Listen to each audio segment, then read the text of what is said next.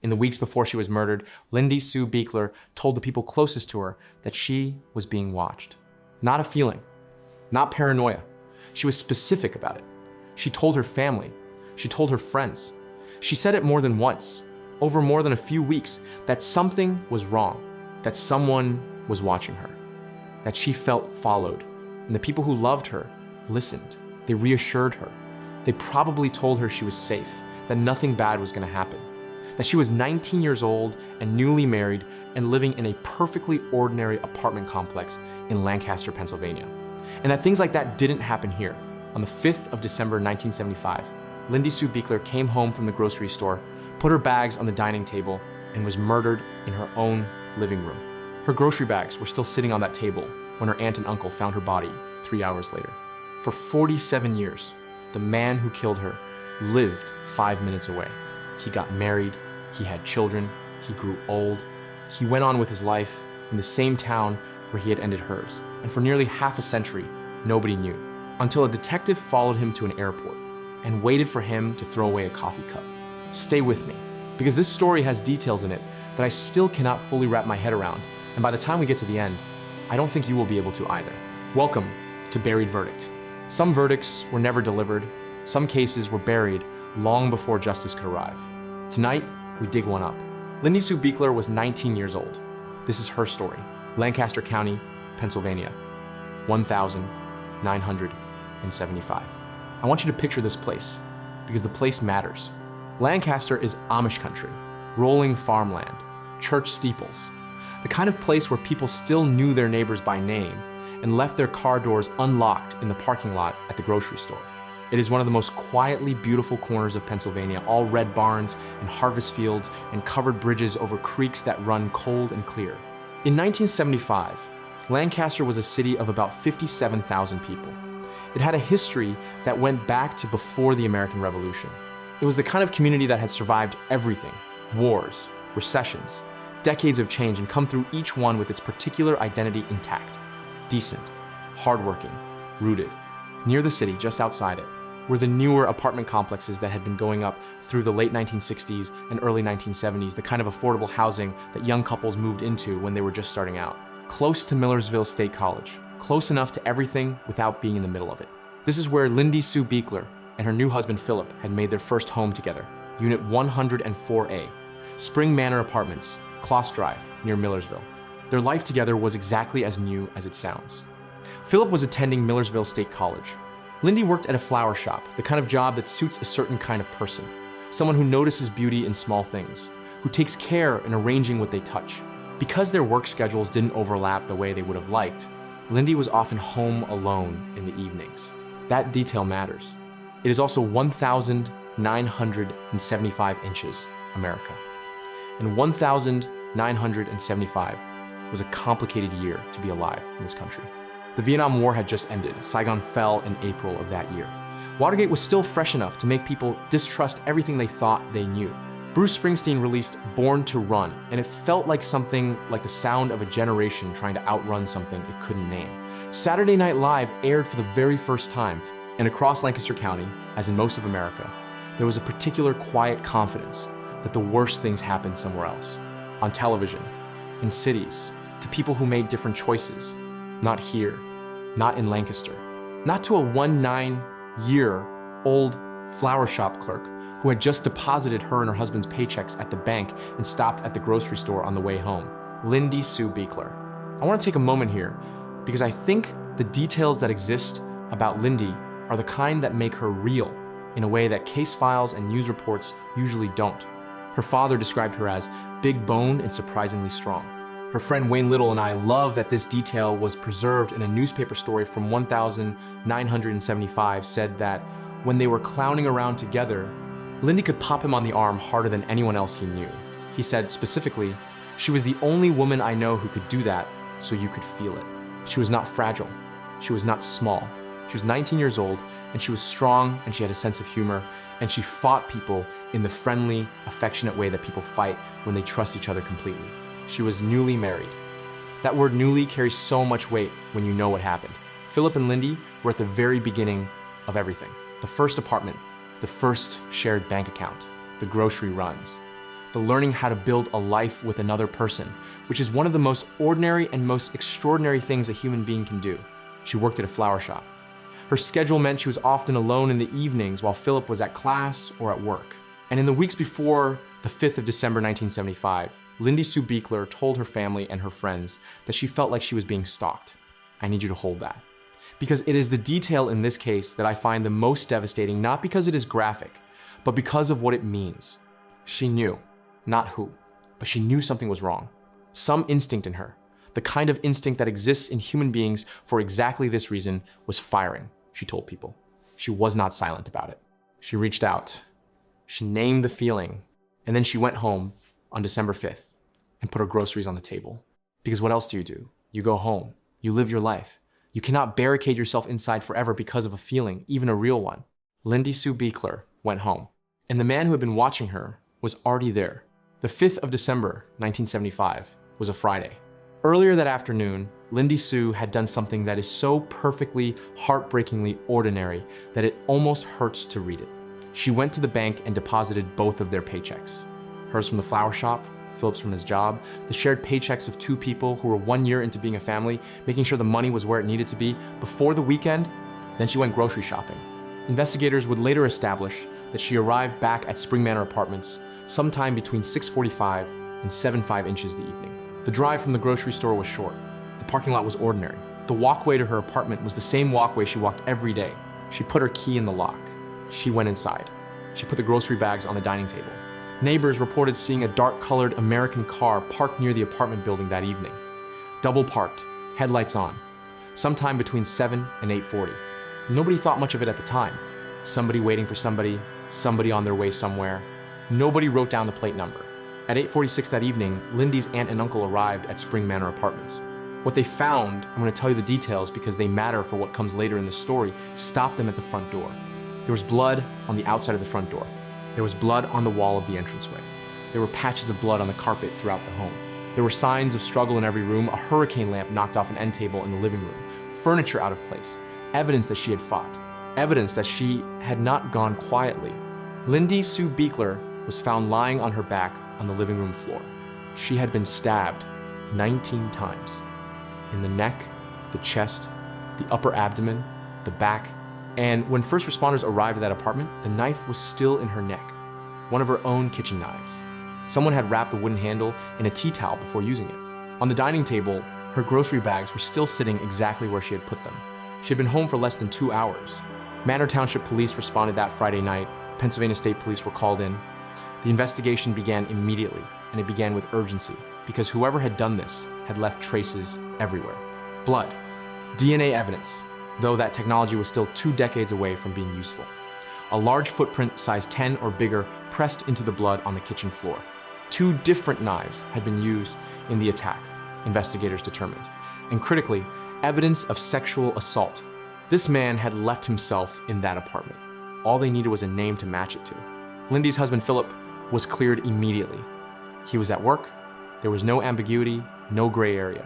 He had not been home that evening. The first and most obvious candidate was ruled out within the first 24 hours. And then the real work began. In the days following the murder, police spoke to nearly 100 people in the Spring Manor complex and the surrounding area.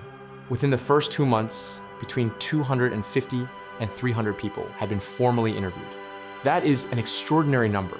For 1,975, it represents an enormous investment of time and manpower from both Manor Township PD and the Pennsylvania State Police. They were looking for the owner of that footprint, the driver of that dark American car, the person whose DNA was in that apartment. Every lead they followed collapsed. Then something happened that added a layer of horror to an already devastating case. As the 1-year anniversary of Lindy's murder approached, December 1976, someone vandalized her headstone. And then a letter arrived at the police department, mailed anonymously from someone claiming to be her killer. I want you to sit with that for a moment, because this is not in most of the coverage of this case. A year after Lindy was murdered, someone reached out to police, not to confess, not to turn themselves in, but to taunt, to make clear that they were still out there, still free, still watching what the investigation was doing. The letter was treated as evidence. It was analyzed, and it led nowhere. Investigators pursued every possible direction. In 1984, 9 years after the murder, detectives traveled out of state to interview someone with a possible connection to the case. The trip led to nothing. In 1989, 14 years after Lindy died, they tried early DNA technology on a blood sample from the scene. The sample was too degraded to analyze. Meanwhile, a psychic told investigators that the killer had a tattoo, olive skin, dark hair, and dark eyes. A man named Mark Capilupo, who had been charged with sexual assaults in Lancaster County in 1975 and was later shot and killed during a prison escape attempt, matched that description. He was investigated. He was ruled out. He had been working when Lindy was murdered. 1,975 became 1,980. 1,980 became 1,990. The file stayed open, but the leads ran dry. The man who had written that taunting letter went home and kept living his life. In 1997, the Lancaster County District Attorney's Office submitted the physical evidence from Lindy's apartment for DNA analysis. For the first time, science was able to do something useful with what had been collected in 1975. A male DNA profile was obtained from the right side of Lindy's underwear, from the semen that the killer had left behind. They had his DNA. After 22 years, they finally had something concrete to run against the world. In 2000, that profile was submitted to CODIS, the National Law Enforcement DNA Database, the system that, in theory, should have been able to match an unknown DNA profile to any convicted offender in the country. No match. Not then, not in 2001, not in 2005, not in 2010, not in 2015. For 15 years after the DNA profile went into CODIS, the system returned nothing. Because the man who killed Lindy Sue Biechler had never been convicted of a crime. His DNA was not in any database. He had walked through every net that law enforcement had ever cast. He had a wife, he had children, he was aging. He was completely, totally invisible to the system that was supposed to find him. In September 20194, 4 years after Lindy's murder, investigators released 2 images. They were facial phenotype composites generated from the DNA in the case file. What the suspect might have looked like at age 25 inches, 1,975, and what he might look like at age 65 today. These composites generated tips. People called in, people shared the images online, and every single tip went nowhere. Philip Biechler, Lindy's husband, who had spent 44 years living with the question of who had murdered his young wife in their first home together, saw those images and recognized nothing. Because the man who had killed Lindy was not a stranger on the internet. He was a neighbor. He had been there all along. But nobody knew that yet. I want to stop here for a moment. 47 years is not an abstract number. It is a specific, experienced daily weight. Philip Biechler went from a young college student to a middle-aged man to an older man, carrying a story that had no ending. Every anniversary of December 5th, every time someone asked about his first wife, every year that passed without an answer, he would later stand in a courtroom and say this, directly to the man who killed her. David Sinopoli, you took a huge part of my life from me and caused an extraordinary amount of pain and suffering for so many people. While others had to live their life with the terrible consequences of the murder you committed, you got to live your life out. Lindy's brother Mike spoke publicly about losing her.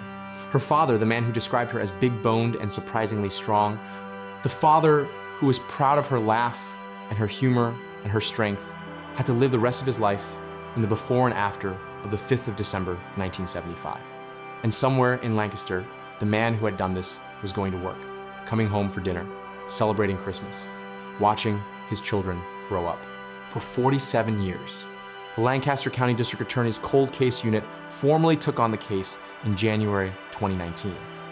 New eyes, new technology, a new determination to not let this be the file that stayed on the shelf forever. In December 2020, they made a decision that would change everything. They called C.C. Moore. C.C. Moore is the chief genetic genealogist at Parabon Nanolabs, a forensic DNA company based in Virginia. If you follow cold cases at all, you may know her name. She helped crack the Golden State Killer case in 2018, the case that put genetic genealogy on the map for the general public and changed cold case investigation forever. Genetic genealogy works like this. You take an unknown suspect's DNA from a crime scene and you upload it to a public DNA database, not CODIS, which only has convicted offenders. but public genealogy databases where ordinary people voluntarily submit their DNA to learn about their ancestry. You find distant relatives of the unknown suspect, and then you build a family tree backwards, forwards, sideways, until you can narrow the field to a small enough pool of real people to investigate. In most cases, CeCe Moore can identify a strong suspect within hours. The Lindy Sue Biechler case was not most cases. When Moore uploaded the DNA from Lindy's case to the database, she ran into an immediate problem. The matches she was getting back were not close relatives, they were extremely distant. So distant that their common ancestors with the suspect were likely living in the 1600s or 1700s. That is like trying to find one specific person by starting with their great-great-great-great-great-grandparents. Normally impossible. But then Moore noticed something in the DNA profile itself. The suspect's ancestry was not mixed. It was specific, almost entirely Italian. And not just Italian, but traceable to a very precise geographic origin, Gasparina, a small town in the Calabria region of southern Italy, a town with a population of about 2,000 people. Moore said later, because of the population group he was from, we didn't have much to work with. So she invented a new approach, one she had never used before, one that had never been used in a criminal investigation before in history. She started researching the Italian immigrant community in Lancaster, Pennsylvania in 1975. She found the records of a local Italian-American organization, the Sons of Italy, which had membership cards that listed when people were born, where they came from, when they immigrated. She cross-referenced those with Ellis Island arrival records. She cross-referenced those with World War I and World War II draft registration cards. She worked through them all. She estimated that approximately 2,300 people of Italian descent lived in Lancaster at the time of Lindy's murder. About half would be female, a certain percentage too old or too young. And she needed someone whose ancestry traced specifically to Gasparina or the surrounding area. I worked through each and every one of those families, Moore said. It took her approximately 1 year, and then she found it. An engagement announcement, published in a Lancaster newspaper, for a man named David Vincent Sinopoli. The announcement listed his address at the time of his engagement. It was the same address as Lindy Sue Biechler's apartment complex. Moore described the moment she saw it. That was a real stroke of luck that it was published, and he was at that address then. It made him immediately jump out to me. Sinopoli had lived in the same 4-unit building as Lindy Sue Biechler the year before the murder. He had moved to a different building in the area by December 1975, but he knew the complex. He knew which unit she was in. He knew her schedule. He had never been a suspect. His name had never come up in 47 years of interviews, tips, and leads. Now, investigators had a name, but a name is not an arrest. They needed to confirm the DNA match without tipping him off. On the 11th of February 2022, investigators put David Sinopoli under surveillance. They followed him to Philadelphia International Airport. They watched him walk through the terminal. They watched him stop for coffee. They watched him drink it. And they watched very carefully as he finished his coffee and dropped the cup into a trash can before heading to his gate. The moment he was out of sight, investigators went to that trash can. They retrieved the cup. They sent it to the laboratory. The DNA on David Sinopoli's discarded coffee cup matched the DNA recovered from Lindy Sue Biechler's apartment in 1975. The match statistic? 10 trillion to 1. Let me give you some context for that number. 1 trillion is a million millions. 10 trillion is 10 times that. When scientists say the match statistic is 10 trillion to 1, they mean that the probability of this DNA belonging to anyone other than David Sinopoli is so small, it exists almost entirely in the realm of mathematical theory and not in practical reality. It was him. It had always been him. He had lived 5 minutes from where he murdered her for 47 years. Investigators also submitted blood drops found on Lindy's pantyhose to DNA Labs International. Those drops were determined to be consistent with the same DNA profile. His blood at the scene, on her clothing, he had bled in that apartment too. He had left himself everywhere. And for 47 years, science had not yet been able to read the message he left behind. Now it could. On the 17th of July, 2022, detectives went to the 300 block of Faulkner Drive in Lancaster, Pennsylvania. They knocked on David Sinopoli's door. He was 68 years old. He had a wife he had been married to for 36 years. He had a 2-year-old daughter and 2 sons from a previous marriage. He had lived his entire life in Lancaster County, the same county where 47 years earlier, he had walked into a 19-year-old woman's home and murdered her. He was arrested and taken to Lancaster County Prison without bail. Lancaster County District Attorney Heather Adams stood in front of cameras the following day and said, "Lindy Sue Biechler was 19 when her life was brutally taken away from her 46 years ago in the sanctity of her own home. The defendant thought he had gotten away with this horrific murder while he carried on with his life for 48 years. However, never forgetting about Lindy Sue Biechler, the hard work of many involved in trying to solve this case for years, and the advancement in DNA technology caught up with him." In October 2023, David Sinopoli appeared in Lancaster County Court. He pleaded guilty to third-degree murder, aggravated assault, and burglary. Judge David Ashworth sentenced him to 25 to 50 years in prison. He is 69 years old. 25 to 50 years is, for all practical purposes, the rest of his life. Before the judge handed down the sentence, Assistant District Attorney Christine Wilson stood up and pointed to a photograph of Lindy Sue Biechler that had been placed next to the defendant in the courtroom. She looked directly at Sinopoli and said, "Look at her and the precious life you stole in 1975. He glanced at the photograph without visible reaction. When Judge Ashworth gave him the opportunity to speak, David Sinopoli said, "I would like to apologize to everyone, including my wife.